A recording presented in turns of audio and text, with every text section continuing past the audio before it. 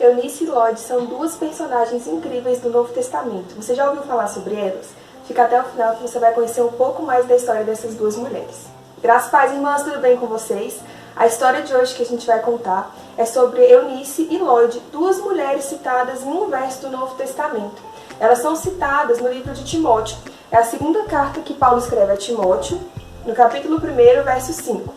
Diz assim: "Lembro da sua fé sem fingimento, a mesma que primeiramente habitou em sua avó Lloyd e também em sua mãe Eunice. Eu estou certo que habita também em você."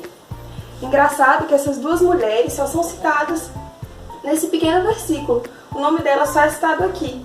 O que eu queria compartilhar com vocês? Eunice e Lloyd foram duas mulheres judias e que se converteram ao cristianismo posteriormente. Elas eram mãe e avó de Timóteo. Todo mundo conhece Timóteo. A gente conhece a primeira carta de Paulo a Timóteo, a segunda carta. Mas eu queria compartilhar com vocês o papel que essas duas mulheres tiveram na vida desse jovem. Se você é mãe, avó, tia, cuidadora de uma criança, se você trabalha com crianças jovens, você tem influência sobre essas pessoas, assim como Eunice e Lloyd tiveram sobre Timóteo. Hoje eu quero compartilhar 3 princípios com vocês que a gente aprende com essas duas mulheres. O primeiro princípio é: ame a verdade. A Bíblia diz, a gente acabou de ler, que foi encontrada em Timóteo uma fé genuína, que foi primeiramente encontrada na sua avó e depois na sua mãe. Por fim, essa fé genuína foi encontrada nele. O primeiro princípio que elas nos ensinam é: ame a verdade. A Bíblia diz que aquele que tem os mandamentos do Senhor e os guarda, esse é o que ama a Deus. E aquele que ama Jesus será amado pelo seu Pai, e através disso, seu Pai também o amará, e Jesus será manifestado a essa pessoa. O que isso quer dizer? Ame a verdade. Se Jesus é a verdade, Ele é o caminho, a verdade e a vida, e você o ama, você guarda os seus mandamentos, você prova o amor que você tem a Deus através da sua obediência, você ama a verdade. O primeiro princípio que elas nos ensinam para ter uma fé genuína é amar a verdade. Hoje a gente vive num mundo muito volátil, um mundo onde as coisas são muito passageiras.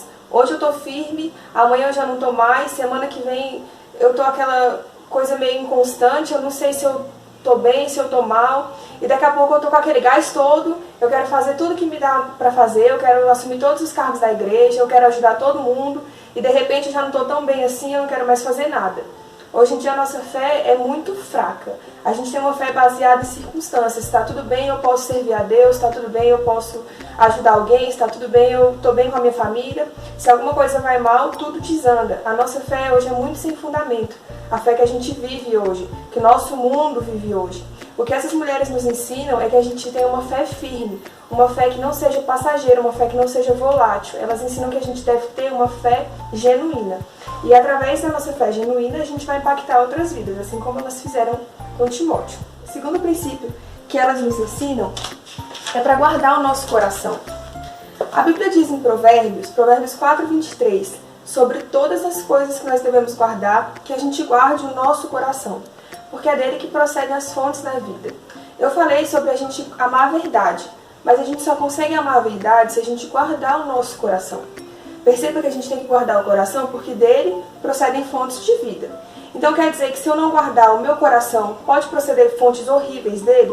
Com certeza. As fontes da morte vão prover do nosso coração se a gente não guardar ele. A Bíblia, em outro momento, orienta que a gente não permita que no nosso coração brote fruto de amargura, brote raiz de amargura. O que isso quer dizer? Às vezes, por alguma determinada atitude ou situação, a gente fica com uma pontinha de amargura ali no coração. A gente não trata aquela situação e a gente só deixa aquilo evoluir. Pouco a pouco, as nossas emoções, nosso coração fica apodrecido. A gente não consegue ter prazer, a gente não consegue mais amar a verdade, porque o nosso coração está tão cheio de mágoa, tão cheio de rancor e de amargura, que não tem espaço para a verdade habitar. A Bíblia diz que onde habita trevas não habita luz, e onde habita luz não habita trevas. Não tem como as duas coisas coexistirem. Ou tem trevas ou tem luz, não tem como os dois existirem juntos. Então, no nosso coração, não tem como brotar raiz de amargura e amor pela verdade. Não existem como as duas, não existe possibilidade das duas coisas andarem juntas.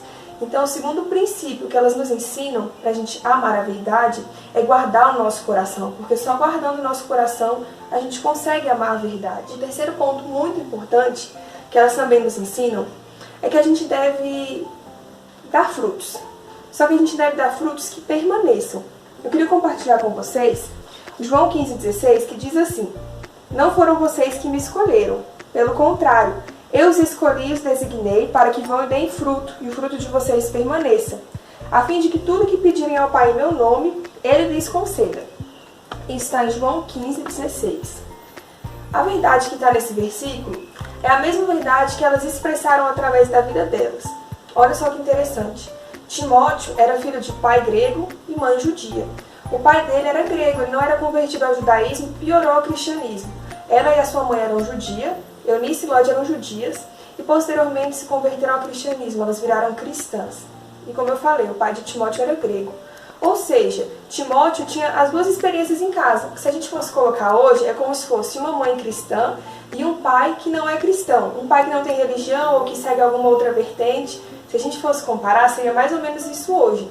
Mas pense comigo, por que Timóteo seguiu o cristianismo, se ele tinha um exemplo do pai dele que não era cristão? Qual era a conduta de Ló e de Eunice que fez com que o coração de Timóteo fosse atraído à presença de Deus?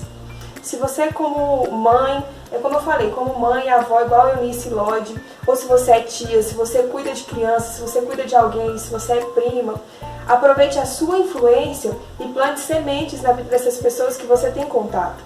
Seja intencional. Eunice e Lódia jamais saberiam que Timóteo ia ser um dos líderes da igreja primitiva. Elas não tinham como saber disso. Mas Paulo, quando ele se dirige a Timóteo, dizendo que viu nele uma fé genuína, que viu na sua avó, na sua mãe, ele está dizendo para ele: olha, Timóteo, aquelas mulheres que semearam em você, eu estou vendo os frutos agora.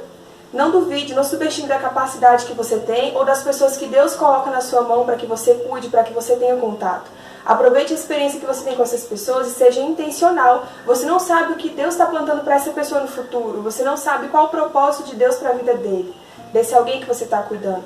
Timóteo se tornou um líder da igreja primitiva. Paulo amou tanto Timóteo pelo seu testemunho. A Bíblia vai dizer em Atos 16 que Timóteo tinha um bom testemunho, as pessoas falavam muito bem dele, por isso que Paulo se apaixonou. Paulo queria que aquele homem trabalhasse com ele. Paulo queria que aquele jovem andasse com ele, fosse seu companheiro, por isso que Paulo recrutou Timóteo. Através do testemunho dele, Eunice e Lódia mal sabiam que aquela semente que elas estavam plantando, aquele testemunho que elas estavam dando do Senhor, ia alcançar Timóteo e ia fazer dele o homem que foi. Tanto é que a gente vê as duas cartas a Timóteo na Bíblia, que a gente usa até hoje como orientação geral para a igreja. Então pense, aproveite a sua influência, a influência que você tem sobre algumas pessoas, sobre as pessoas que Deus coloca no seu caminho, e faça disso bom proveito.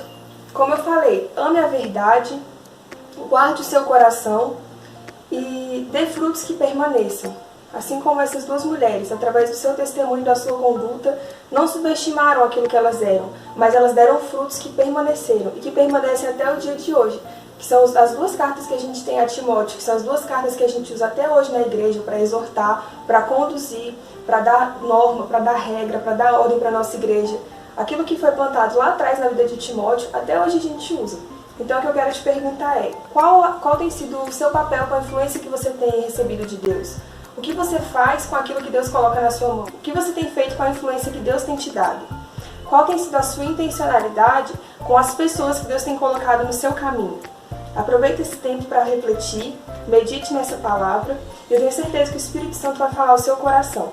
Aproveite a influência sobre cada pessoa que você tem e acredite, Deus não coloca ninguém no nosso caminho por acaso. Cada pessoa que a gente encontra tem um propósito. Peça ao Espírito Santo que te dê sabedoria e discernimento para que você seja uma flecha sobre a vida de cada pessoa que você tiver contato.